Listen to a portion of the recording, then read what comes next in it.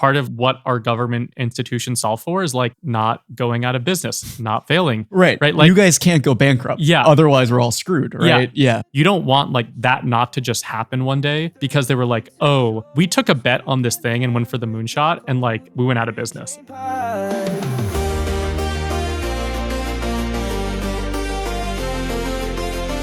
And welcome back to the Pre-Trained Pod, where AI scientists talk shop and talk shit. I'm Pierce Freeman, AI founder based in San Francisco, where I've built and sold multiple AI startups. Hey guys, I'm Rich. I'm an AI research fellow and research scientist in the Bay Area. Pierce, today we have an exciting show, man. Yes, we definitely do. How was your last week? It was good, man. Went up to Tahoe. You went skiing, right? Did go skiing. Incredible. A little shreddy up Oh in yeah? Alpine. You carving yet? We're working at it. Okay. Yeah, That's tough, it's a group man. effort. Yeah. It's just when you don't learn as a kid, I feel like you miss a little bit of the rhythm of actually going against the grain of the mountain. So I'm getting better. I think I need a lesson. It's tough, man. When I was skiing in the Alps last year, when I was still living in the UK, I took these skiing lessons with this French guy. And so, my French is like, okay. So I didn't really get what he was saying. But the one thing I got is that he kept saying that I have Parisian hips and I have to stop moving my Parisian hips. Okay. Yeah. Wow. So I don't really know what that means, but I've learned something new about you. there we go. They're way different from the Italians. Yeah, at least no Italian hips, but No Parisian comparison. hips, gotta work on that a little Wow. bit. Well, Richard, I'm absolutely stoked for our first guest in studio. We have Harrison McRae joining us, who's the Director of Emerging Technologies at the Commonwealth of Pennsylvania. You've probably heard of it. It's a state in this great union of ours. And before that, he was a Government for America fellow where he was forward deployed in the state of Missouri. So Harrison, welcome to the show. Hey guys, great to be here. Harrison, we've known you for a long time. We met you in college. And I feel like you're one of these friends where, I look back over these last 10 years and I feel like you've had such a storied career already since we graduated. Now you are the Director of Emerging Technologies for the Commonwealth of Pennsylvania. Could we start off by just you explaining to us what that means? What is your title? Yeah, great question. And this is after knowing you all for so long, it's really fun to see the setup, be on the pre-trained pod, be one of the first in-person or the first in-person guest. So I don't take that lightly. That's an honor.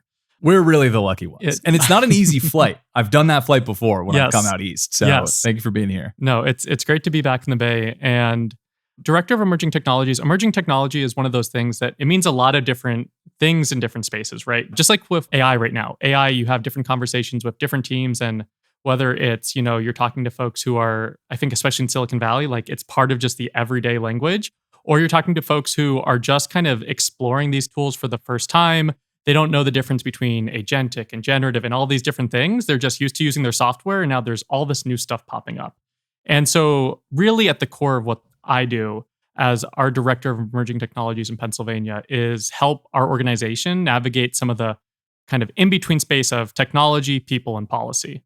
And that's a lot of organizational readiness and development work for how do we make government work better as it relates to AI. It's how do we as an organization navigate some of this moment. There's a lot that's changing in the world. And when we think about how changing technology impacts how we think about building our government services, our organizations, there's a lot that needs to go into that. And so I spend a lot of my time trying to think through those problems and how we can best do that.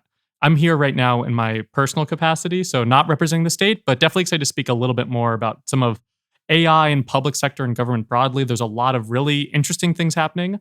And so we're going to get all into it.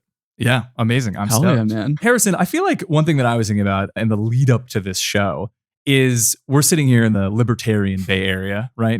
We vote Democratic, but I think at heart, we're mostly libertarians. And I felt this palpable tension in the last couple of years coming mostly from the AI companies themselves, where I feel like on one hand, they're making groundbreaking technology changes. This could massively affect society. And I feel like they're asking government to help them out so that they can actually abide by some regulations. But I see that almost like the social media Facebook model of they're begging for regulations as a scapegoat so that they just don't have to really deal with it or like make these hard decisions. And then maybe the other side of the spectrum is this sense that any shackles placed on research will just help our geopolitical adversaries and will happen with or without us. So it might as well happen here first. And I feel like because of that contention, there's this net weighing out of maybe we should just do no regulation. And most of the industry leaders around here probably favor that view, at least on balance. Do you actually feel like regulating AI in this way is this impossible, Sisyphean task that people sometimes assume it is, or it's actually way more tractable when you're actually on the ground? I think to even take a step back, right? I think when it comes to regulation for the industry, at what level, at large, there's this kind of fundamental piece of what problem are we trying to solve and for who, right? I think there's a lot of ways where depending on what outcomes you're trying to have happen, there might be different trade-offs that you're explicitly making. I've asked people before, who are a little skeptical of this, of if you think it's important to have regulation on something, what's the reason? And they might say, oh, I want safety to be important. Well, if we optimized policy for safety, like probably we wouldn't let any AI thing happening, right? Because if you do nothing, there's no risk, right? But that isn't really also like a tenable solution. So I think broadly, when we're thinking of kind of like this policy-making soup, there's definitely a range of stakeholders and different aspects that need to be approached, and just makes it really messy and complicated. That also, says nothing about AI is sometimes something that you might be trying to build regulation or solutions around, where AI is kind of the new thing that you're approaching. But sometimes AI is also just the medium that a pre-existing topic is being expressed in. So there's a lot of different policy areas where AI can get really wrapped up into, there's this thing that's been bubbling for years and years that hasn't been addressed. And AI is just another example of it, or another medium, or kind of exasperating something. And there's some dynamics with AI right now that are really novel and new and need their own regulation. Could you give us an example? So like an example might be, say you had a law that was around people can't discriminate towards folks in the hiring process. And say that law was written in a way where it explicitly said people couldn't discriminate, right? The end goal is actually that you're not discriminating against people in the hiring process. And so you might have a instance where that law needs to be updated to include any sort of algorithmic decision making to get at the same end goal. And it's in that case, AI is like a medium and a dynamic of this policy, but it's less of the main focus. It's like really you're actually trying to make sure that there isn't hiring discrimination. And now this new technology has, put in new edge cases that need to be closed or addressed in existing rules and regulation. Totally. That's so crazy. I mean, it's true. Like the law is written in a way that says all men are created equal. If you take that literally, that's women are not created equal. And that's also certainly agents are not created equal. I think we've assumed and interpreted further over time that no, it's actually all of mankind that's created equal. That's how I interpret it, at least. Yeah, thank you, Rich. Yeah, me too. But there's no sense of like these things that were once written under this assumption that humans are the only cognitive processing bodies. I actually really wonder if that is almost a ubiquitous thing of like almost every regulation actually that is hamstringing industry. Maybe it can be superseded by some notion that like liability is actually forwarded on to people that kick off the bots. But like, that's a really non-trivial. I mean, that, and to that point, like AI right now, lightning rods into so many different areas. Like you could have a legal expert, so many different other folks who could speak to like some of the different dimensions here. But that liability question is something that comes up all the time. And, another idea that I think is pretty common as it relates to some of these ideas is, something that's all throughout our different laws, regulation is ideas around intent. Well, what is the intent of a bot executing something? And if you have laws around to collude, there needs to be intent to collude.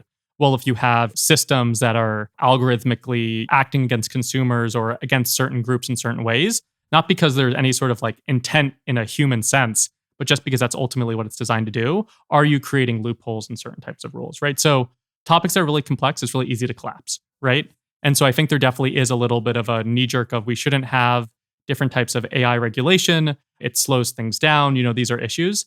And there's probably areas where there are things that will be passed that like in hindsight is like, that was a bad idea. But also there's a lot of areas where either there's nuances, disparate outcomes for like very niche areas, or part of pressure testing what will make sense or not is having different things that come out as this technology changes as well. Do you feel like this is different qualitatively than the kind of conversations people had when the internet came out, in the 90s? Is this technology so different that we have to rethink how we regulate this broadly? Or is this just like technology keeps advancing, laws have to keep up, and this is just like the next round of that? Yeah, I think broadly, this is the next round of that. And the US also hasn't done a great job of some of like the internet era tech regulation, right? We don't really social media comes to mind. Social media, data privacy, there's a bunch of different topics. And I think you talk to some and they're like, yeah, let's keep that as the standard and not really address it. There's some who I think look to AI as, the opportunity to kind of help build in some parts of this legal framework that we should have that we don't currently have. But in either case, there's definitely different dynamics being presented right now with AI, with how fast it's changing, how it's scaling, the amount of money in it, the weirdness of it, right? Like a lot of like the end user generative AI tools that you can use can do a lot of strange stuff. Like, and not bad or good, just being able to create AI avatars or imitate voice or like any image that could come to mind. You can just do weird stuff with it, right? And it's created a lot of different, I think, nuances and edge cases that, again, could be tricky to solve in a vacuum, especially tricky if you're trying to do that on a map of there are different types of stakeholders who you might be trying to ensure are being protected or prioritized. There's always a trade-off. Sometimes, we wish there wasn't always, but often there's a trade-off. So maybe let's open the Pandora's box a little bit. I Mhm. feel like you're sitting at a very interesting vantage point of both being at a state level and also being in the administrative branch of a state level versus, legislative or the courts. Can you break down for us, maybe Schoolhouse Rock style, what are those different bodies that actually have a say, in addition to like the body politic as a whole Mhm. of the different interest groups that are represented there? But what are the competing factions that you really think of in your mental model of like, you've got states, you've got federal, you've got like the three different branches. How are these things actually fitting together in the day to day? Yeah, we'll do the government 101 Schoolhouse Rock version of folks, right? So I think where I see a lot of this kind of conversation break down a little bit is I think some of the big players are we have the federal government and any legislation that's being considered by Congress. We have the executive branch within the federal government, so currently the Trump administration, and any actions that they are putting out as it relates to AI and how they implement AI from a federal agency level. And then in a kind of mirrored way at state levels, you have state legislatures that are approaching regulation in different ways. And then something that I, again, also often see collapsed is this idea of like what a state might want to do as it relates to AI and how that state also is thinking about AI from a implementation, government services, how they serve their community standpoint. So all of that is just within the government realm. And that's not to speak to any of the, external industry, different types of advocacy groups, different stakeholders that might have thoughts on what's going on with AI. And a lot of people have thoughts and takes on what's going on with AI right now. Giving us a whole reason to have a podcast. I was told the other day as I was telling a friend that I was doing this, she was not aware. I hope that she's a subscriber now, although I suspect she might not be. Shout out Jenna if you're listening. And she was like, "Oh, so proud of you. So excited that you guys have a podcast." My general principle, however, is that every guy who records a podcast should be taxed an additional $1,000 a month. Wow. Just for the privilege of, having a podcast and screaming into the void. So, Harrison, if you actually are in charge of making that tax happen, please spare us via a carve out. If I was in charge of making that tax happen, there'd be no carve outs. That's not the shop we're operating out here. Very equal of you. Very equal of you. Okay, Harrison, but let's double click on this a little bit because I don't know if you know this, Pierce, but actually 15% of our listeners are based in the UK. All right. So maybe, Harrison, imagine that there was a Brit in the room here who doesn't really know how the US system works at all. Could you just explain a little bit more how state policies interact with federal policies, what the dynamics there are, and like interstate policies? Like, how does that all kind of work? Yeah. So the biggest kind of dynamic right now currently at play, I would say, is the federal government's posture towards AI generally, which has been, a phrase that you'll hear a lot is winning the AI race, right? And so that's been how do we help promote industry, especially all the frontier labs in terms of their both capabilities, but also the infrastructure build up that comes with that. In addition to that, and this is where really federal and state is going to start to intersect a lot, is there's been more scrutiny on states going out and trying to pass legislation related to the AI industry. That's kind of come to a head more and more as a range of states have pushed for more kind of less of that kind of edge case examples I gave and more of those like frontier safety, transparency type bills. California, Colorado, New York have all passed different flavors of that type of work. And this has caused in the past year there to be a couple key dynamics at the federal level. Primarily that at the federal level, there's been a push to preempt states in terms of being able to pass AI regulation. Preemption is kind of used in some different ways. I wouldn't say it's always applicable to how it's used in AI right now, but basically what that looked like was that earlier in 2025, there was a amendment that was added to one of the spending bills that basically was saying that no state would be able to pass any AI legislation for 10 years. It if I remember correctly, passed the House and then didn't make it out of the Senate. It got voted out in the Senate 99-1. And basically the reason for that was because it was too broad. AI is defined a lot of different ways. There's more and more states that were passing AI bills that actually had a ton of consensus around them that were promoted at the federal level. This moratorium was being passed in the context of there wasn't actually also any federal legislation for AI. And it was a basically blanket of no states can pass any AI legislation for 10 years, but we don't know really what the other side of that looks like or what's going to happen at the federal level. So that was attempted first over the summer. It was attempted again in another bill near the end of 2025. It also wasn't fully passed by Congress. And so then that in December, as a result of that, you had a federal executive order that basically stepped a little out of the bounds of most executive orders might in the US and basically kind of was more of a statement of how the administration felt towards this patchwork of state regulation, which was basically saying, states should not be passing any AI bills. If you do, we will potentially evaluate those bills. And if we think they're onerous to the industry, we might try to pull different levers in terms of restricting federal funding to those states. And there's a couple carve out for a couple different topic areas, but basically it said, don't do anything. And we can't actually legally tell you to do anything, but don't do anything until there's a federal bill. There is still no federal bill that is really on the table or has existed for all the reasons that it's difficult to kind of have one true cohesive theory of how you should approach this technology in a specific moment in time as the industry changes so much. So is this law now? Like, could you just explain a little bit more like how the executive order actually gets put into practice? Yeah, an executive order, and again, like you have flavors of it basically at the federal level or states. They're basically kind of mandates for how the executive branch should operate, right? So, for example, in Pennsylvania, there was an executive order on generative AI shortly after I arrived to the state. And it basically was the way in which Pennsylvania was saying, we're going to approach this new technology. It took actions within the domain of the executive branch. So it established a governing board for this topic. It kind of put out, these are the principles and guidelines by which we want to operate within this topic. Often executive orders at federal or state level are kind of putting in, again, those policies, establishing agencies, moving around funding in ways that are within the domain of the executive branch. So the parts of that for the federal executive order that were still true was basically it asked the Department of Justice to basically assign a task force to analyze these different AI bills from different states.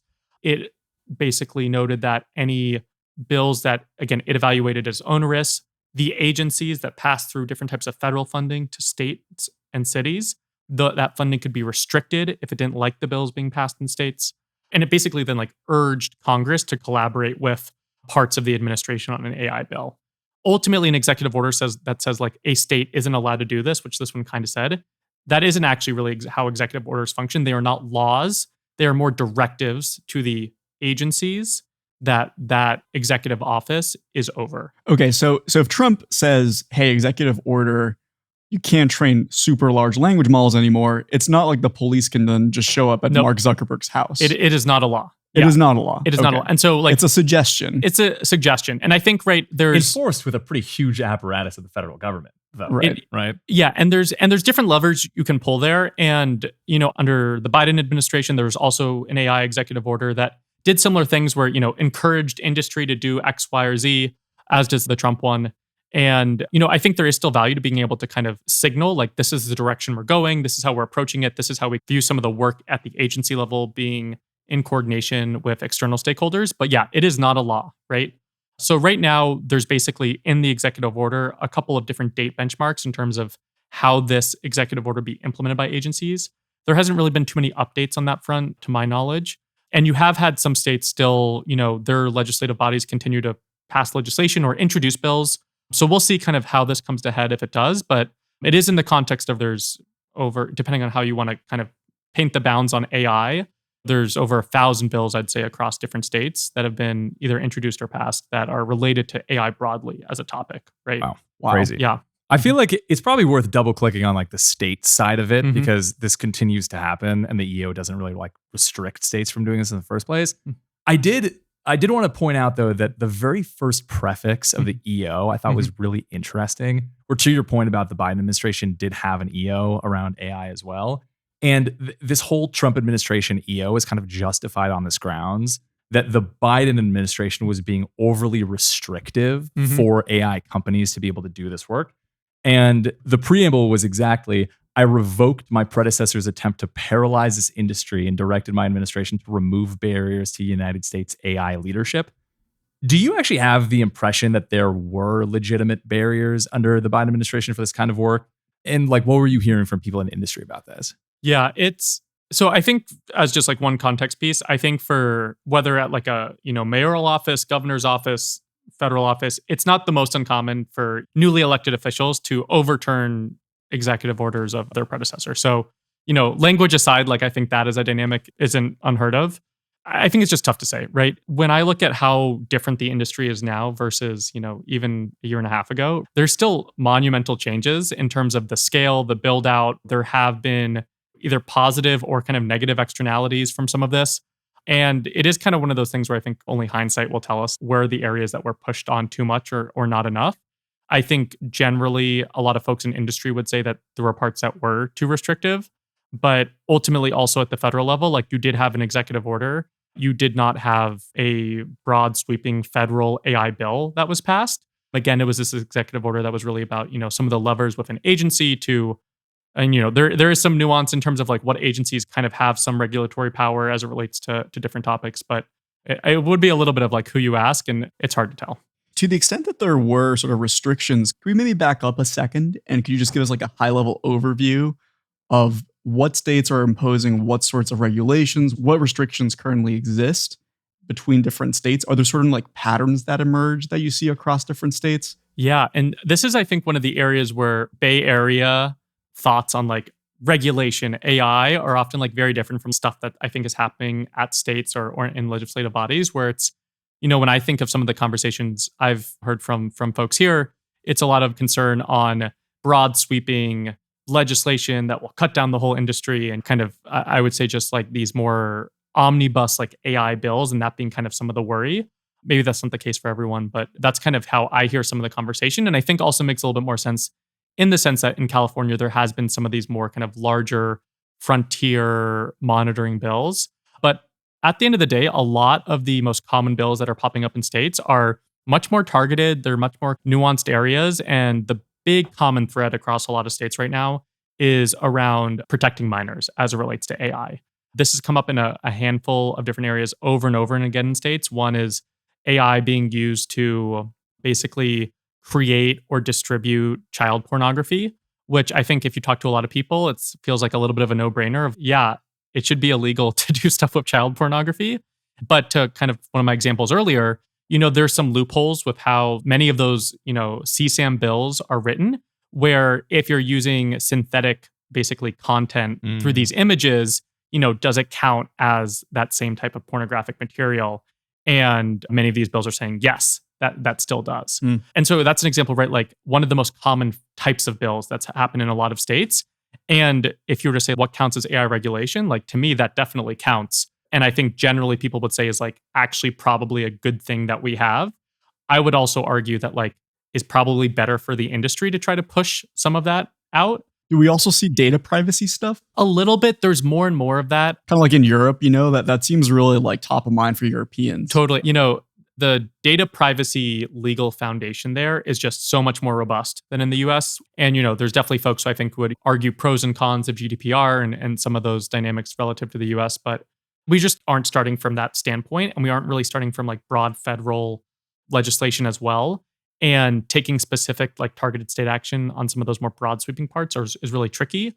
There has been movement in a handful of states, and I'm not as fully up to date on this, but right, California recently put into effect certain data privacy legislation. So you now can request to delete your data from third-party data sellers in the state of California. I'm a little confused on some of the implementation aspects on that side, but you can go to a California government website right now and basically request to have your data removed by these third-party data brokers. There's more and more kind of like stuff like that starting to pop up. But again, like we're not operating with a robust data privacy framework in the US. Gotcha. Yeah. So to summarize, it sounds like California is really doing a lot of stuff at the vanguard of AI regulation, kind of like really new wavy kind of stuff, trying to regulate frontier models, trying to regulate the size of these models. Which kind of tracks, right? Like makes sense. The Frontier Labs are both headquartered here, and we're such a big Yep. economy that if a company really wants to do business in California, I mean, that's why I think the California Data Act, I recall it was a little bit more of an omnibus where it both included that deletion. It also included the ability to cancel via website click instead of having to call, which absolutely saved me when I had to cancel my Time subscription a while ago. Oh, so annoying. I hate these subscriptions. They're just It's the terrible. worst. I literally had to get on the line with a customer service rep. It was crazy. So it does that stuff. And the reason why they can do it is like California kind of can push companies to do what they want because it just has such big economic might. Do you find that these other states that are doing this, like, you know, I saw that Tennessee put into effect the Elvis Act. The Elvis Act. I love it, dude. That's right. Which was, I mean, maybe you can say more about it, but it was about like representation of, you know, different famous figures is illegal without their consent or their state's consent. Makes sense because they have Elvis, who's a resident. Like, do you feel like those other states can actually like make a difference or would affect these like larger companies that are like either doing business in the state or not doing business in the state? Yes, mixed bag, right? You know, there's this patchwork. I think if you were really against this type of patchwork, you'd argue that, you know, it's annoying to have compliance in different ways. And, you know, maybe you just don't like regulation. Like there are those extra friction points. But I would also say part of the argument for it is that it provides more of that iteration that I think overall helps build towards what are some of the best ways to approach some of what we're trying to solve as it relates to regulation in industry.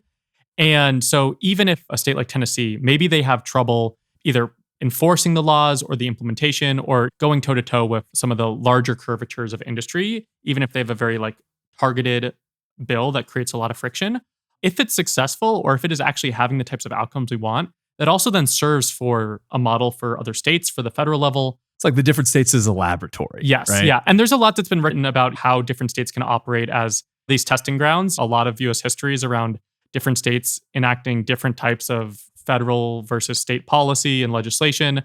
I think in ways that in hindsight you wouldn't love and in ways that over time have probably been helpful.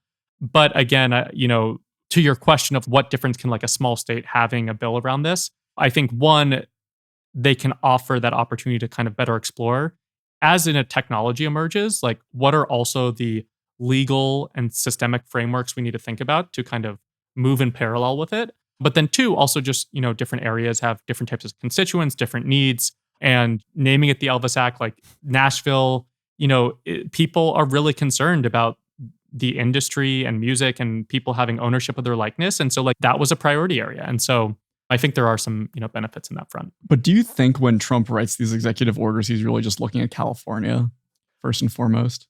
It's, you know, hard to say exactly where kind of the focus is coming from. He named Colorado specifically. Oh, that's right. Instead of California. The Colorado one, I think also definitely was something that got more industry pushback, I'd say. At a very high level, what happened with Colorado is it was one of the first kind of more of these like omnibus bills about how we approach some of the frontier model safety aspects. And I think there's a constant issue, and this happened in California's bill as well, where kind of there's a little bit of some weird nuances in terms of how you're approaching like the function of models versus the size and scale of them. And those don't really always go together in terms of what could create positive or negative externalities in ways that you don't want to see. And if you do certain types of reporting benchmarks that don't exist ever, but then do exist for things of certain size, well, then it still allows you to do, you know, you can create a lot of the negative externalities with these models that aren't, you know, the massive parameter, like, right, frontier models. So, totally. Yeah. Literally just like 100%. a like teacher-student model. You like use a model distillation and then train a much smaller model. Like and so when you first asked me the policy question, I was like, it depends on what you're trying to solve at, right?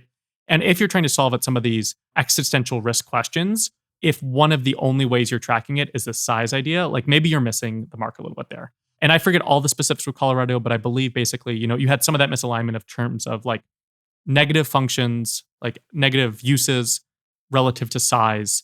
And if it was certain sizes, what that meant for what you had to do from a transparency, compliance, and reporting standpoint in ways that were like pretty onerous.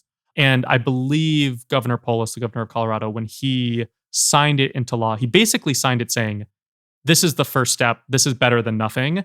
And we will probably need to revisit this soon. It's like a placeholder. Yeah, basically a placeholder. And right. And I think that speaks to also like this is a really complicated topic area. There's a lot of people who have takes on what this all looks like. And, in some ways, pressure testing something against something is helpful. That's my general memory of that one. Yeah. Yeah, I mean, I think one reflection is just that we have become so normalized to treating the internet as this monolith, where if we put it into some distribution channel, I as an entrepreneur very rarely think about per state regulations. I mean, hell, I very rarely think about per country regulations for most things, because you put up some project on a Vercel server, you put up a Stripe checkout page, and suddenly people are paying you from all around the world. Yeah. You know what I I don't mean? know. So I'm thinking about this every night. It keeps You're me losing up until sleep 2 a.m. Yeah. I know. So I think business has operated for a long time in these like different changing economic landscapes. And it makes sense maybe for that to like start being a little bit more present as well. One question just on that, Harrison, you mentioned that things are changing so fast in industry, which I totally agree with. And I think one risk maybe of legislating too prematurely is that we're just legislating the wrong things or legislating the right things in the wrong way. And I'm curious how you think about this balance that people often talk about. I feel like, especially in progressive circles, of this like prescriptiveness of government regulation. And I remember the book from the founder of Code for America wrote about how the implementers in the bureaucracy and the administrative state are often hamstrung right now by having to too closely interpret what the legislators did at kind of the expense of the outcomes that they actually wanted because they were being too prescriptive. Can you maybe talk about like how you think the balance should ideally operate in this AI arena between like goal setting, being prescriptive, and a few thoughts more broadly? Yeah, a lot to unpack there. One thing I'll just say to kind of close up also the intro to that question, right? You talked about how like seamless it is for you, right? You can start a business, you can take payments from around the world. You don't think of a lot of like regulation generally. And I think also a lot of like tech world moves so fast, so frictionless. The idea of, wait, there's this other person or body that's like saying, I have to pay for this, or I have to get a permit, or I have to do, it's so like, wait, who are this? But like ultimately a lot of fabric of how we work is built on a lot of different rules that have worked in partnership or have shaped industry over time. And again, if you had a magic wand and could look back in time, you'd find a lot of ways in which things went too far or not far enough and yada, yada. But I think there's a lot of like the lived environment we're around is based off of different types of regulation or laws that really inform how consumers approach a lot of the, tools. You made a comment about being able to click once to unsubscribe, right? Most of the auto industry is built on certain types of transparency around what happens when you crash vehicles. Why did you crash? I would just say that, again, like hindsight will tell us a little bit, but the idea that having to navigate regulation or a patchwork of regulation is like a novel thing that has never existed before is just not Totally not true, right? To your other part of the question, and I think this is where we shift a little bit of when I think of like, if someone comes up to me and they're like, government AI, those two words together, right? We've been kind of taking the regulatory legislation, like that whole side of the equation. But the other side of the equation and the side of the book Recoding America, which is what you were just referencing, which is a great book, is like the government implementation, government services, and how do we do a better job of providing results for the communities we serve as it relates to our public institutions. And that is also just an area where there's a lot going on with AI and technology generally. I think it's also like a great example of sometimes it isn't right or wrong. It's just like the trade-offs you make, right? So are there things that are slowing work down, basically? Like you have something in government where you have at the federal level FOIA, which is the Freedom of Information Act. A lot of states have, right to know, or like different types of basically public information acts. And I think a lot of people would be like, yes, this is great from like a transparency standpoint. We want our public servants to be able to be held accountable, make sure there isn't corrupt. Like these are all like great things. But you know what also really slows down work? Knowing that like all of your emails can be requested by anyone at any time. For any reason. For any reason, right? Yeah. And, there are sub-like stipulations within that, but like... At that point, might as well just put them on GitHub. You know what I mean? Yeah, I mean, maybe. But I think this is an example where I, like just off the bat, like have had some interesting conversations with people in AI world, where I'm like, how would you approach using ChatGPT or other tools professionally if any of your chat logs could be revealed to the public for just the right to have that information? And that's not exactly fully how it's playing out right now in government. It's a little bit of like a area that's going through legal review of if people are using these types of chat systems, like does that count as, basically like scratch notes, or does that count as like official records, and how does that maintained? And a lot of these chat logs are, whether they're in the markdown file or the actual like chat, like they're kind of dynamic, Wow, right? they're Like, getting really in the nuances. and right, but that's, all government institutions bound by that. Like, it is not surprising to me if someone says we should have a ton of transparency and accountability for government. It also really frustrates me when government moves slowly. Also, why don't they all have AI tools right away? And like, to me, that's an exact example of stuff that a lot of people in governments have to deal with, of like, we have to balance all those three things together. And we'd move faster if we didn't have those transparency rules, but also those rules are probably good, but they're also solving for a different thing than like the fastest go to market of a like government solution or product, right?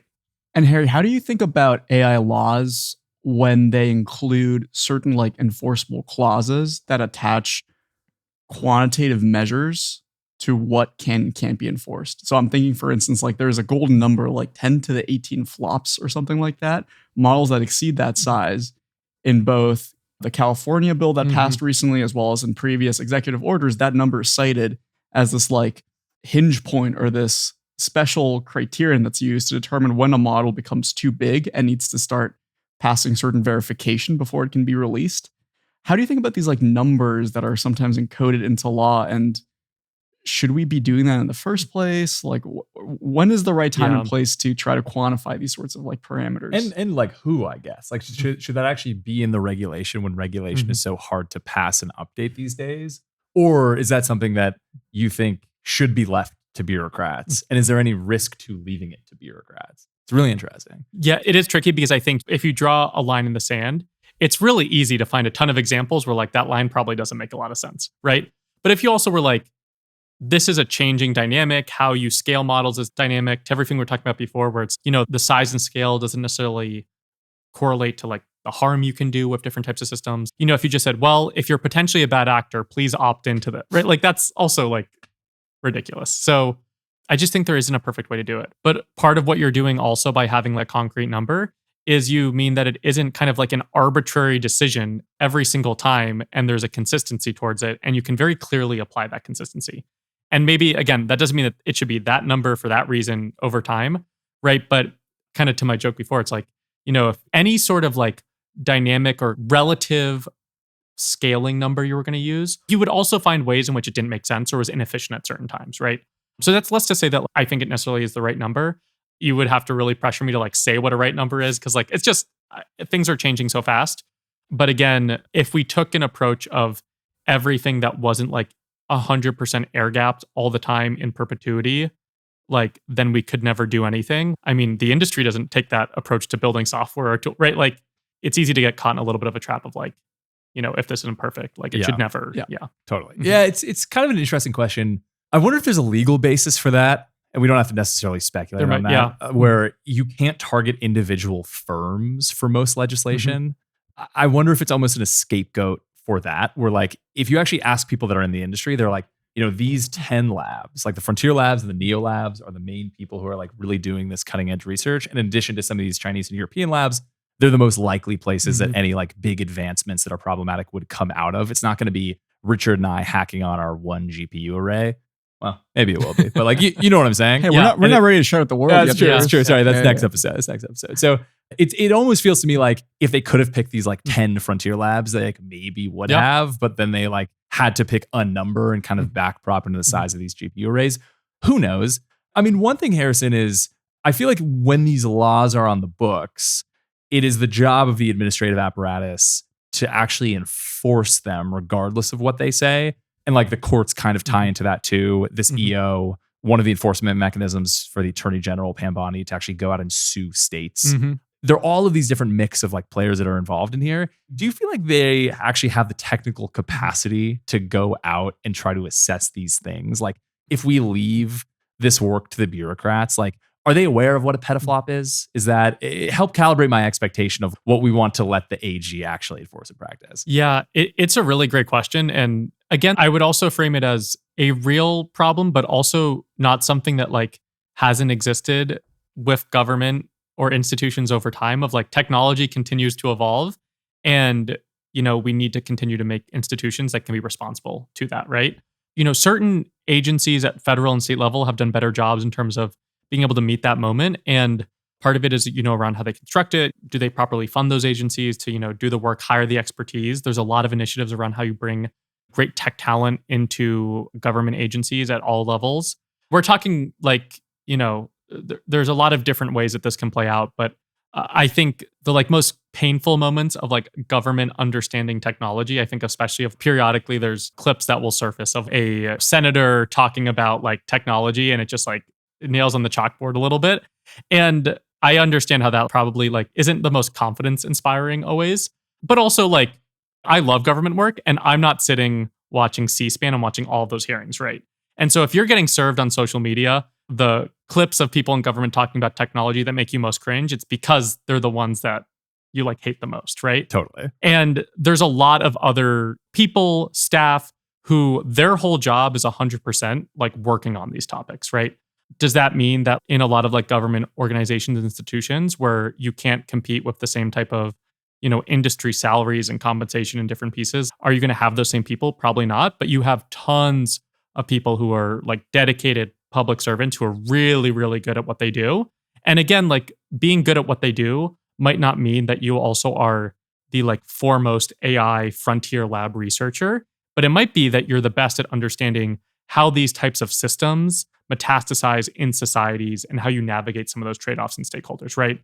And so if you're talking to someone who's an AI scientist, they're like, this person doesn't know nearly as much about AI as I do. But also their job isn't necessarily to do that, right? It's to map this technology onto the different levers and systems that we have to engage with. And so, yes, we need to continue bringing the best people into government, but there also are a lot of folks who are really, really good and really smart on a lot of these topics. And are maybe a little bit more interdisciplinary than we are, yes. Which helps too. One thing that government definitely is responsible for is this RFP question of actually interacting with these private actors. You want to explain what that is, Pierce? Yeah. So RFP being request for proposal. I've had to go through a couple of my own for private companies doing this, not for public ones. But the way that I understand at the very least is that every major piece of software that is acquired by both state and federal governments have to go through this open bidding process where you have to put out this proposal that's super formal. It says, here's our budget. This is what we're looking for. Here's kind of our itemized criteria of exactly what needs to be in the response spec. You send that out public. And then you get back these bids from all these different companies that say, we think we can make this fighter jet for $10 billion. Lockheed will be right on that. Or Accenture will bid for this one software procurement project where they're having to build this. So at least from my POV, these are notoriously horrible processes that often favor the firms that have built-in procurement divisions that are responsible for doing this kind of work. Because if you're a really small startup with 10, 15, even 100 people, you're probably just not going to have the expertise on staff to be able to correctly respond to these bids in a way that actually gets you the contract. And at that point, why even try?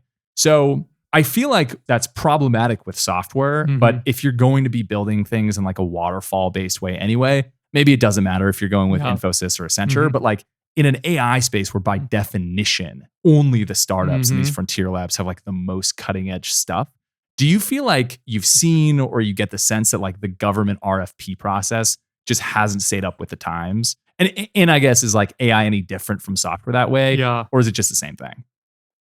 I love this question. And this type of question is also a lot of what I do. And I'm excited because you asked about procurement and you spelled out for the audience what RFP is. So you've officially reached the government nerd zone. And I'm imagining in the improved production of this pod, government nerd zone, right there. Yeah. We've entered the nerd zone.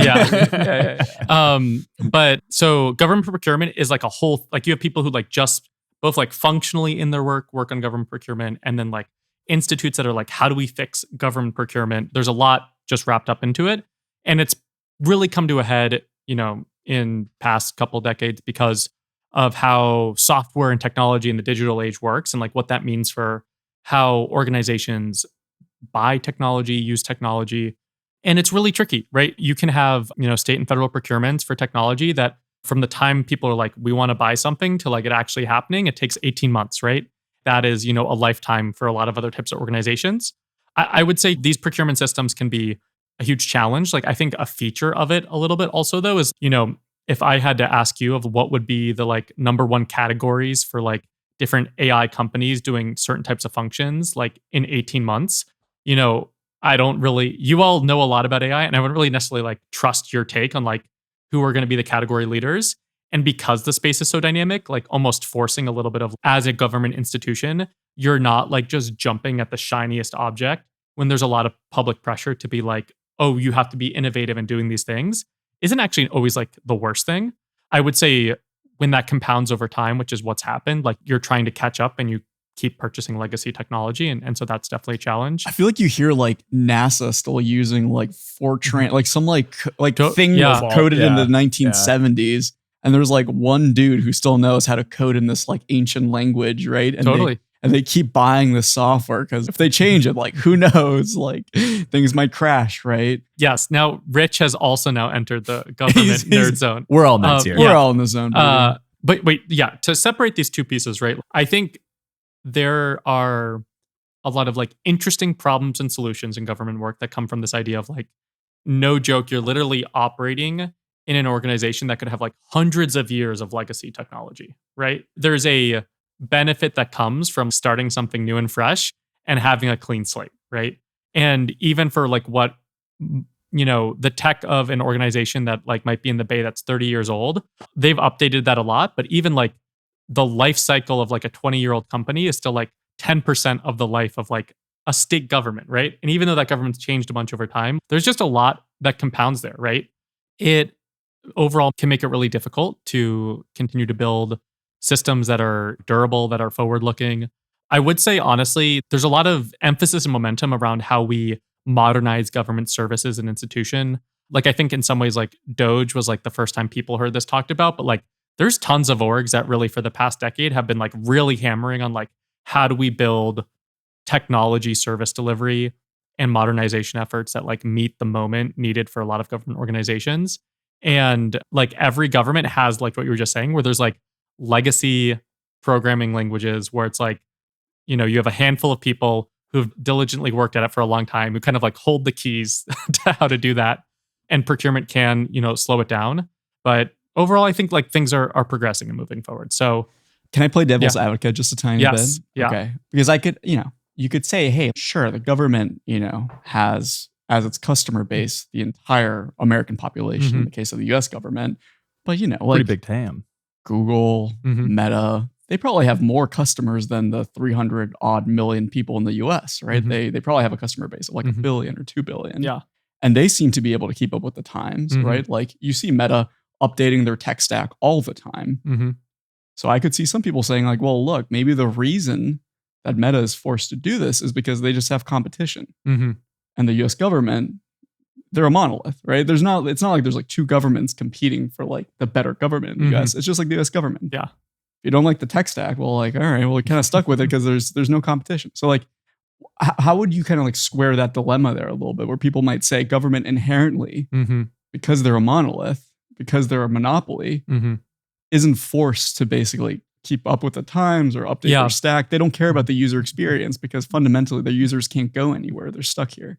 I think that's super fair. The part I would maybe pick at the most with is like that last piece you said, which is if you talk to people who work in government, people who do public service work, like people care a lot about that user experience. And maybe they don't call it that, but like, right, when you think of what is like government work, the majority of it is not tech people. It's a lot of people who are doing direct care service work. Most people who work in government, I would argue, get paid under market for the type of work that they do. Average starting AI jobs in the Bay Area are more than the legal like ceiling of anyone working for the Pennsylvania state government. That's so crazy. That is a organization that has 80,000 people in it and has like crazy responsibilities that they have to do, right? So like, I think like I all the time work with folks who are very passionate about like, how do we make this work? There's definitely dynamics of when you don't have competition, you're an institution, you get funding from a legislature or from, passed down from other government bodies. The types of like customer base you're responsive to is very different in different ways in terms of how you prioritize them. Like the argument I wouldn't make to people is that like, it is like something to be proud of and good of that like we have systems that aren't as modernized as they should, but more that there's a lot of reasons for why the things kind of like metastasize the way that they do. And I think there's a lot of folks who are really intent on how we fix them. And I think like if that's a problem that like eats someone up inside, like I would really always encourage people to do government work because I think you get to work at some of the most interesting problem spaces and really push the ball forward in a lot of interesting ways. So, lack of competition probably impacts some of it, but I think like it's one of those things where it's like a basket of a lot of different dynamics at play, more so than I would say like any one, aspect of it. Yeah. It's just a more complicated game than the private market. And to, I think also like the competition, like analogy, like, right, to something I feel like I've been echoing a lot. It's like, what are you solving for, right? Part of what our government institutions solve for is like not going out of business, not failing. Right. Like you guys can't go bankrupt. Yeah. Otherwise we're all screwed, right? Yeah. So you have to be a little careful fundamentally. Totally. And like, and there's parts of that backstop that like probably in different ways, like enable practices or dynamics that you don't want.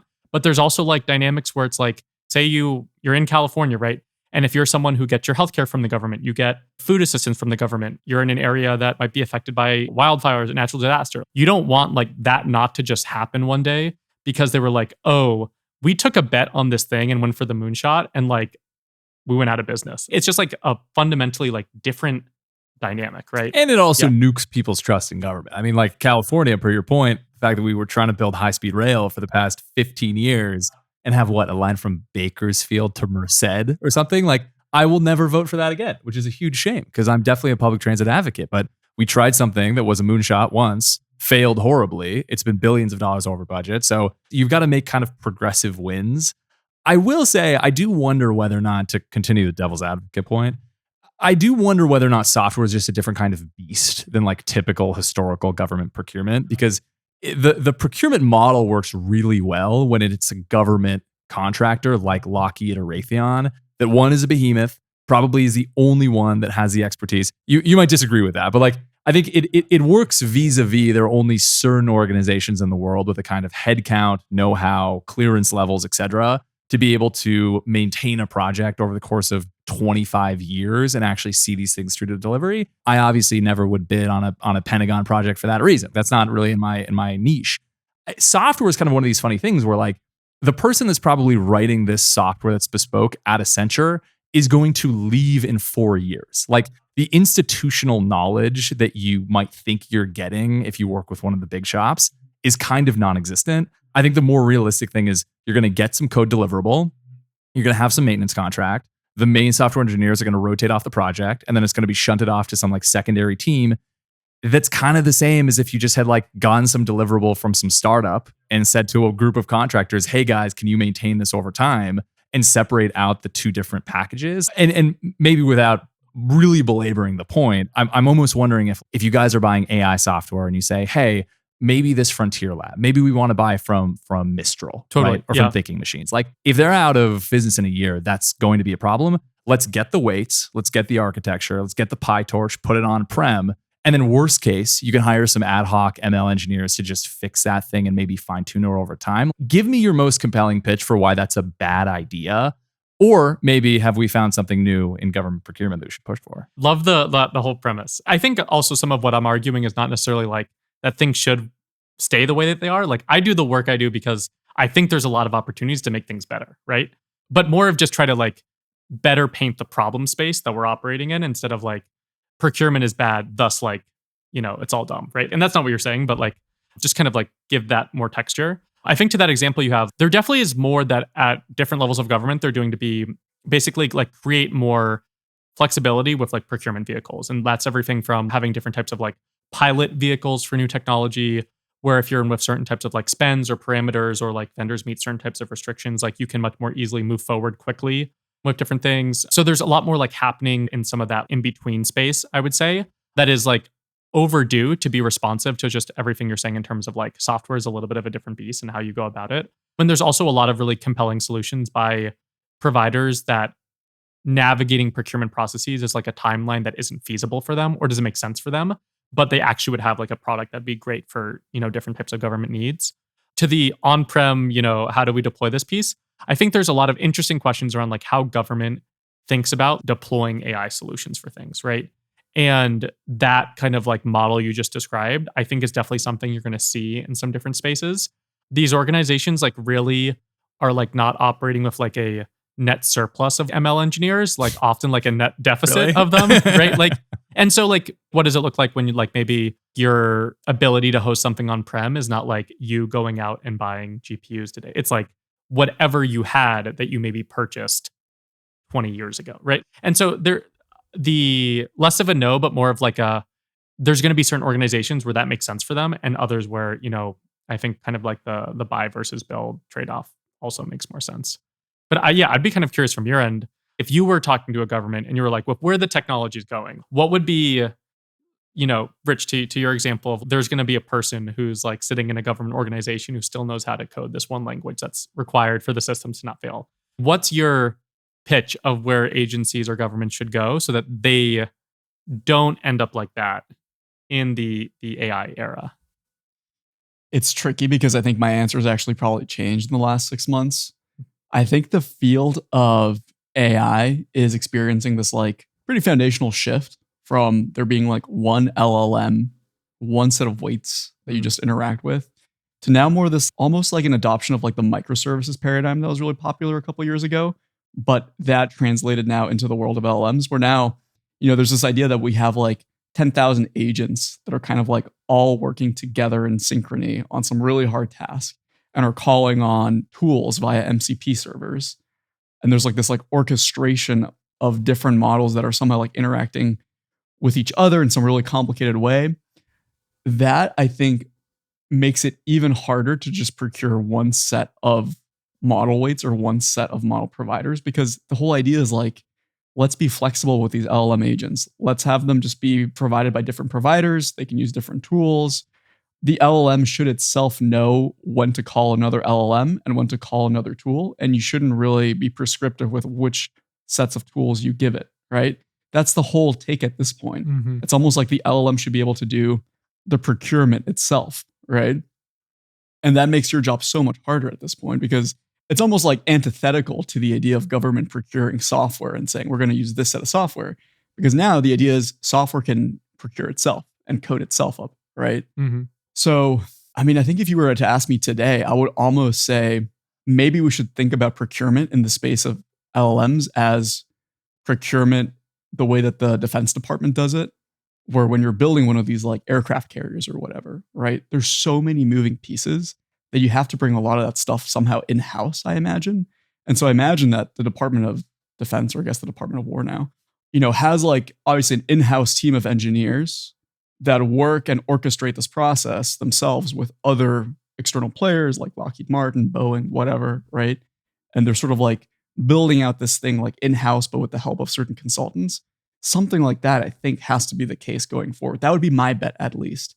And I think it would be the wrong strategy to say, hey, well, we're just going to like, attach our cart to this ChatGPT bandwagon, right? Or to the Mistral bandwagon. Or to Grok. Or to Grok. Which I think they're doing. Right? Yeah. Yeah. Because if you look at it, I mean, I don't know if you've been keeping up with Claudebot or Moltbot or whatever it's called now. Open Claude? Open Claude? Something? I don't even know. Open Claw. It's Open Claw. Open Claude. That's Yeah. right. But the idea is like, this is something that like popped off in the last like 2 weeks. It's like the idea that you can like have this whole like orchestrated LLM server running locally that's calling on like a bajillion agents and doing like this super meta level orchestration where it can solve these really complicated tasks for you, but like locally, right? I could imagine the US government having a really beefed out version of this, right? Running on some like on-prem servers. But yeah, I don't know, man. It's a tough question. I think 6 months ago, I would have said, hey, like Anthropic looks good right now. But it's really tricky because, as you said, like these things just keep changing all the time. And I think the paradigm has shifted in the last couple of months. I think two things. I have two pitches for Pennsylvania, right? One is I actually think you should bring some things on-prem, not because I think on-prem hosting is necessarily easy, but because I do think it can streamline this procurement question, where it's a lot easier to say, we already have the servers to host this thing. Give us your weights and your architecture. We'll sign the relevant NDAs, whatever, but we're hosting this thing fully on-prem. Then it is to say, are you ISO compliant? Are you SOC 2 compliant? Yeah. Like, are you HIPAA certified and actually can do work with the government? I think you can get around a lot of those questions if you're actually hosting the code internally. And if you're not allowed to and you still have to go through that process, I think you should change the mechanism with which you procure. But like, I can understand that you don't want to send the sensitive data through the open internet to these different data centers. Like there's a lot of reasons not to do that. I think it's my pitch number one. And then I think my pitch number two is so much of where I've seen adoption in practice comes from the bottom up of people really trying new things. And I actually think LLMs are exciting in part because there's such a generic interface layer to be able to do whatever you want. It removes some of the procurement burden of having to go out and say, I want to choose the one vendor that either has a solution or is going to build this solution for me to work within my department.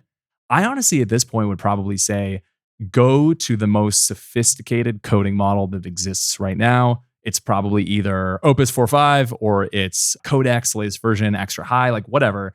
Pick one of the frontier coding models, deploy that on-prem, and just have your teams go at it. Be like, build all of these ad hoc services.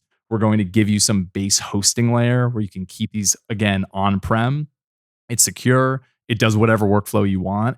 And start getting people in the motion of using these things to build systems and like micro apps instead of just using them as this like chat-based interface back and forth. I feel like that's a huge unlock that is never going to come from this like top-down process, but can come bottom up if you give them the tools. I like it. Hire us, man. We're ready to be consultants. Hey, if for the good Commonwealth. If you all want to come, do government work, I'm sure there's a lot of folks that would have you, but I'm going to call your bluff on that one. We show up at what's the capital? Harrisburg? Is that the capital of Pennsylvania? Yeah, dude, we'll roll through. That's pretty good, Rich. Look at that. Yeah. We should I may also, or may not have looked that up before this. Yeah. No, you're bootstrapping. Harrison, speaking of what Richard was talking about with this agent orchestration layer that's starting to become pretty in vogue right now. Even if you get rid of like the whole agents of agents thing, it's agents all the way down. Definitely tool use is here to stay. Like that is what gives these models such power, either via like raw bash tooling in the terminal or via like calling out to these APIs, yada, yada, yada. I'm wondering what you think about the existing solutions that are the source of truth in government. Because when Doge was around, I feel like there was all this talk about the Social Security database was really backwards and like didn't really have these things well exposed. And I'm imagining that's probably true for a lot of government software of just like people really weren't building APIs for like cross data syncing back in the 90s when a lot of these things were spec'd in the first place. Have you seen that be a roadblock to getting agents to work in practice? And is there discussion in the government level of like, let's try to open up these systems so we can actually call them and do something with them? Yeah. So they're like overall, yes. There's a lot of, I think for most government organizations, just like data cleanup that needs to happen. I think something that's, been helpful with some of what's going on with AI is it's given some government organizations a little extra like emphasis of like why some of that stronger data foundation is necessary. And I think just like the base level of like how much actual foundation building work for most organizations is needed just comes from the fact that the first time a lot of these government data sets existed weren't because someone entered something in digitally. It was like it existed in a form or like handwritten or like stacks of papers in a government office, right? And so you just have like again, like this idea of 200 years of legacy technology, right? So most government, US government orgs, I wouldn't say are like at this state of they're actively like deploying or experimenting with agents. And part of that is a data question, a procurement, some of just the implementation pieces. But I think this is going to be an interesting year for a lot of government orgs just because as some of the ability to deploy some of those capabilities is progressing within some of the, new offerings of AI vendors that governments are starting to build out those relationships and partnerships with. So I think there'll be more going on there in the future, but it's like just the baseline data, like maturity of a lot of these orgs is probably not what either of you would be happy to see. But I mean, I'll say that's true in companies as well as I imagine it's true in the public sphere as well. Like there used to be this old bit of like, if you're a research scientist, 80% of your job is just doing data cleanup and 20% is the actual modeling. And I found that is actually shockingly true in most companies. It's just like, you need to know what the data means. It's often not purely interpretable based upon the table layout in some database. Then you have to clean it, extract it, maybe add some additional labeling, and finally you can train some model. But like, often it's actually a random forest that will get you there. You don't have to develop some cutting edge LLM. So I feel like that's probably just ubiquitous. And, hopefully that will give you some incentive to do this plumbing that maybe is a little bit overdue to like migrate some of these systems. Speaking of private industry though, I think there is one big difference between the private sphere and the public sphere, which is that Well, there's several, but in the Bay Area right now, at all these companies, I feel like everyone is talking about AGI, like the risk of super intelligence taking over, right? And I haven't really heard that same sort of discourse at the level of the federal government. And so I guess my question to you is like pretty simple. Like, to what extent are you guys thinking about AGI, like risks in general from AI? Is that part of your job at all to think about these things? Yeah, it's so interesting. Like, right, I wouldn't say my job is specifically to think about that, but just like following the space, I would agree that I think there's like a difference between how Silicon Valley conceptualizes, talks about this technology, and how a lot of folks like not in Silicon Valley. And that's both from how you think about AGI standpoint, but also just how people are using these tools in their day-to-day versus not, right?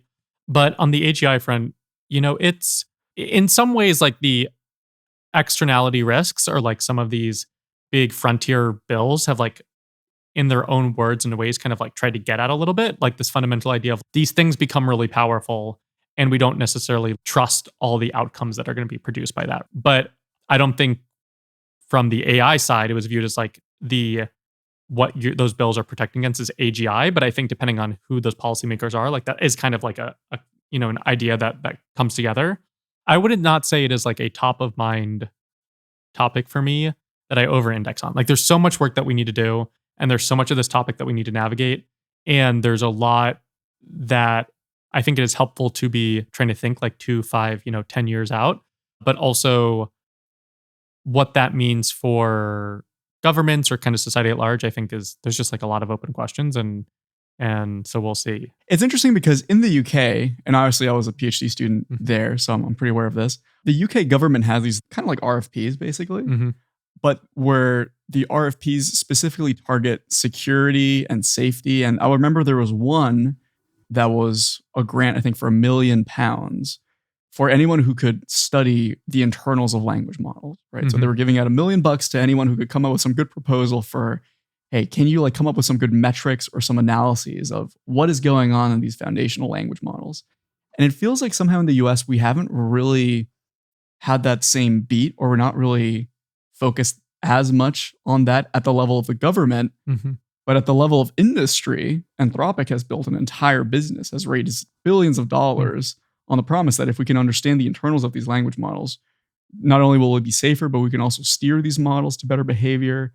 We can avoid existential risk. So it does feel like between different countries, like it almost feels like the focus of the government is in different positions, right? Different parts. Yeah. What do you think the US, if you had to summarize, like what is the US government most focused on when it comes to the adoption of these tools? I would say current US federal government's posture towards this is they want to be the leaders in AI. And I think what that success looks like is a little tricky, I think, to like really determine whether that means like reaching AGI, whatever that might mean, to those users first, whether that means like having the most capacity or compute or, what have you. But I would say kind of that's how like the US right now is positioning and phrasing it for themselves. To that example you just gave though about, how like the UK has approached some of this in terms of like what they want to know from these, companies. I think the federal government and states are getting a lot of pushback from industry of like really being involved in like the research, the auditing, the, how we approach frontier risks, right? All they've gotten is like a lot of pushback on that front. So in some ways, like, it's also not surprising that there's not as much activity going on there if, we're trying to pass at the federal level bills to like not even allow states to like do anything related to AI, let alone like be involved in those topics, right? So I think it's a little like I don't know, that's just like not surprising to me as much. I feel like, this question of risk that you were asking about, Rich, like risk of AGI, like, risk of profiling people that you were saying earlier, Harrison.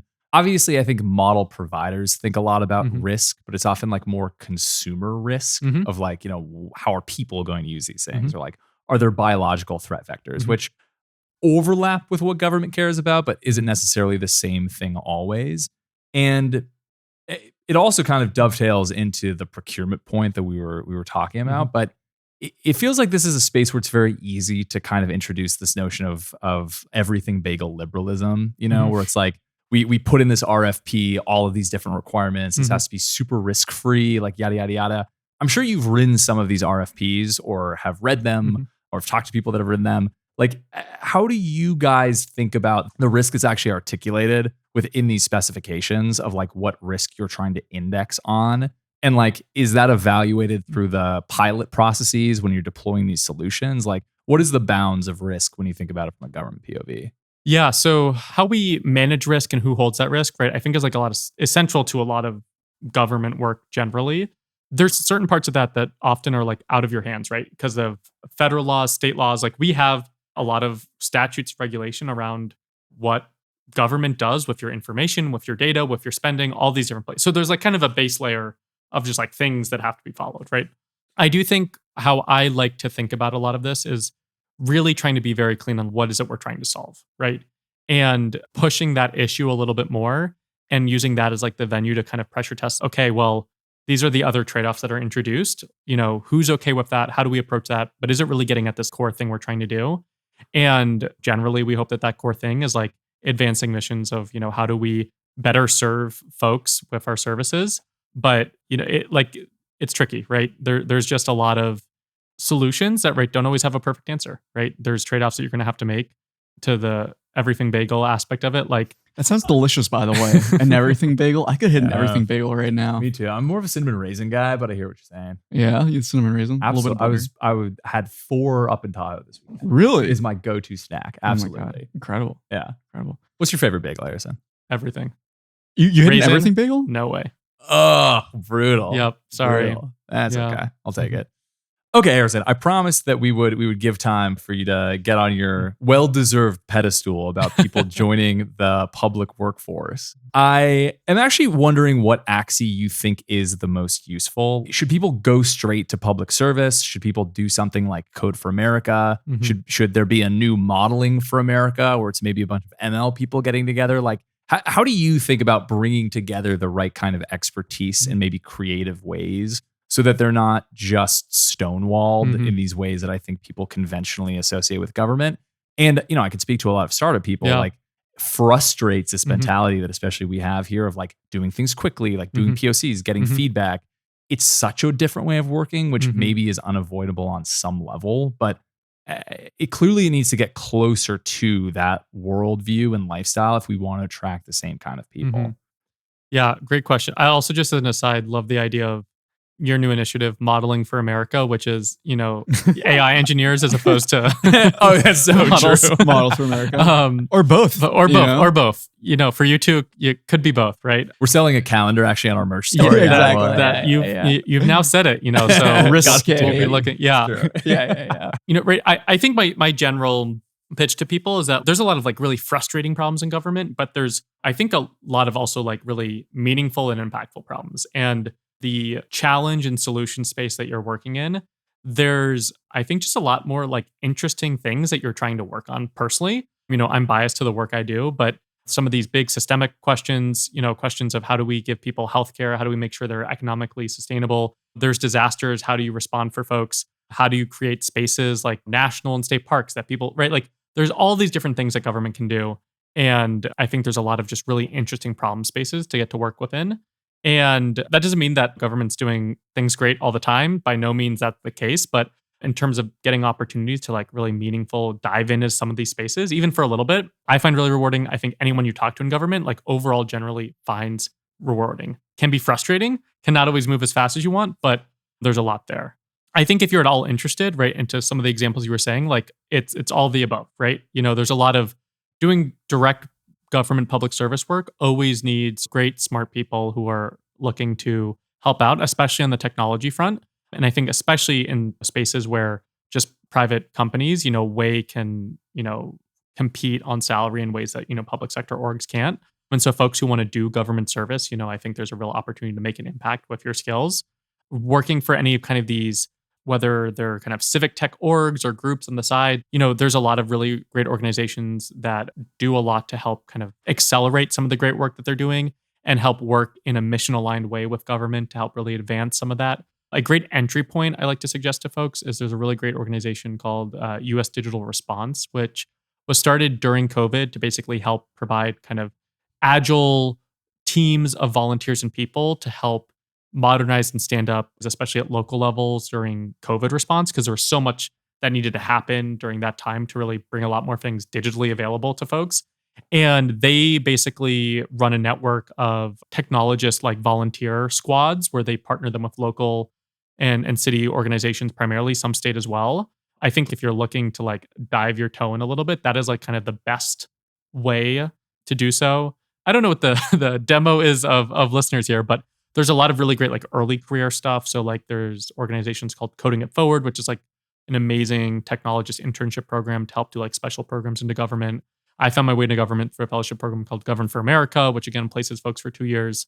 I did the super, common move of San Francisco to Missouri for that fellowship program, pipeline. The classic pipeline. But, right, there's a bunch of fellowship programs, but I think, right, if you are like a, early to late career technologist, you want to start to dip your toe into what public service and government work does. U.S. Digital Response and some of their like volunteer cohorts is a really great way to spend like 5 hours a week with people who are more familiar with government spaces and just kind of plug into some teams and some like neatly scoped projects and work streams from USDR. Cool. We'll definitely add these to the show notes. Yeah. I think there's also another aspect, and I'm curious to hear your thoughts on this, which is that, if you think about a black and white like 1960s movie or something like that, you know what I mean? The prestigious like jobs that you wanted your like son or daughter to have out of college are like what? Like a doctor, an engineer, or like a lawyer. My son works in the State Department. You know what I mean? Like that, like there was like an appeal to that. There was like a certain like respect for government work and serving your country, not necessarily by going to the military, but just by being a public servant, that I kind of feel like has been somewhat lost recently. And I don't know if you want to even speak to this in the first place, but is there some way that we could regain that, or have you thought about this in any sense? Yeah, I mean, I think it's true. And I think you look at other countries also, and there's a different culture around like what it means to do government or public service work. Yeah. And, on part of my answer is, I'd invite you to be the change, you wish to see on that. But, I think with every wave of like new technology and innovation, and I think regardless of kind of how things play out with AI, it is to me definitely like the next tech era, right? And I think all of those moments of change and disruption give opportunities to reinvent how we go about doing things, meet the moment, solve problems. And I think that's true in government as well. And there's a lot of folks who are either longtime public servants or new to the space who I think are really invested in like, how do we make sure that, local through federal government organizations in the US are responsive to people, right? And are able to deliver in ways that are effective. And kind of my hope is like the best case scenarios, like this new tech era is another kind of pathway to help reinvest and redo that. And, I think part of that kind of like statute of how people respect or think of public service as like kind of a credible line of work, part of that I hope is earned, but I also hope like it is also met halfway by folks diving in a little bit themselves, whether it's participating in something civic locally or doing government work themselves. That feels like a pretty perfect place to end it, Harrison. Any last words for our listeners? Should we do Ezra's 3 books thing? Oh no, we can do that. Yeah. How about this? Rank your 3 favorite swords.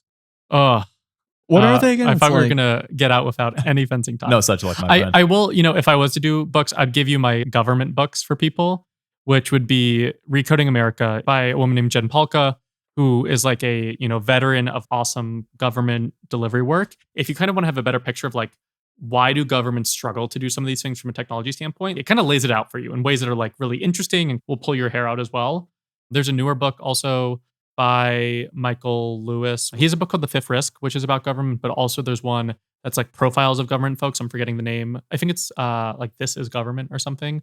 But just like, again, to like give you the breadth of types of stuff like people do in government work is really great. You can't escape without the swords, though. You need to give me the best is Epee by Okay. far, obviously. End of list. Sabers are so sick. What are you talking about? No. Slashing weapons all are the way to go. yeah, all the way to right. go. Well, agree, disagree. Thank you, Harrison, for joining the show. Thank you, Richard, for being in studio. Thank you, Pierce. Thank you, Pierce. Thank you, Harrison. being Thank here. everyone. This was awesome. Thanks so much, Harrison. Yeah. Thanks. Yeah. Happy to be Harrison. here. We'll see you Great. soon.